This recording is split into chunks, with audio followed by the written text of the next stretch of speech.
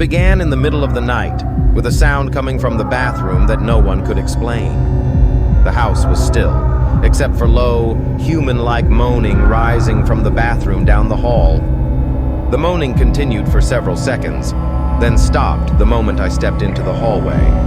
I stood perfectly still, listening for movement, but the darkness gave me nothing in return. There was no one in sight, and nothing in the hallway explained where the moaning had come from. As I reached the bathroom door, the last trace of moaning disappeared completely. Before I could touch the handle, the bathroom door began opening by itself, inch by terrifying inch. Water had been dripping from the sink, but as the door swung open, that sound stopped too. The sudden silence felt unnatural, as if the entire house had paused to watch what I would do next. The bathroom stood open before me, dark and empty, with a heavy stillness pressing against the air. The air seemed heavy around my chest, and every instinct told me not to take another step inside. But I moved 1 foot forward, trying to see beyond the doorway and understand what was hiding there.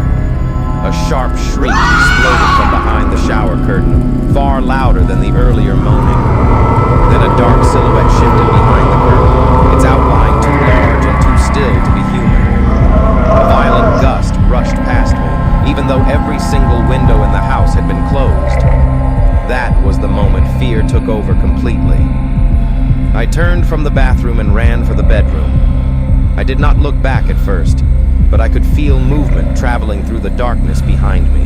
I reached my bedroom door and grabbed the handle, desperate to put a barrier between me and the hallway. When I glanced back, an enormous silhouette was already moving down the hallway toward me. I slammed the bedroom door, locked it, and jumped over the bed to reach my mobile phone.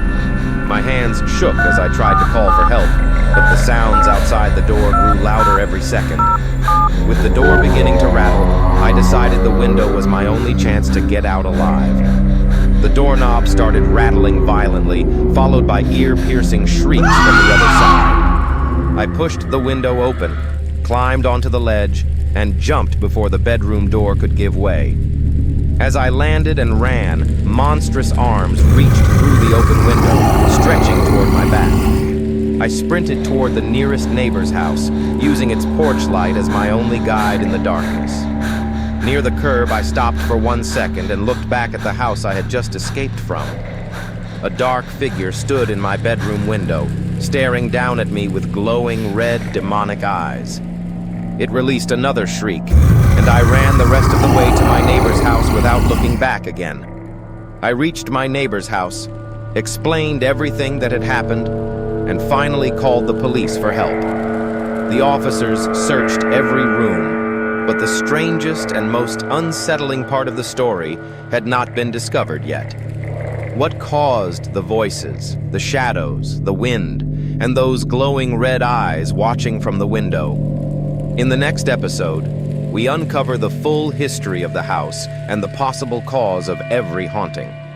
Subscribe now so you are notified the moment Part 2 reveals the secrets hidden behind that bathroom door.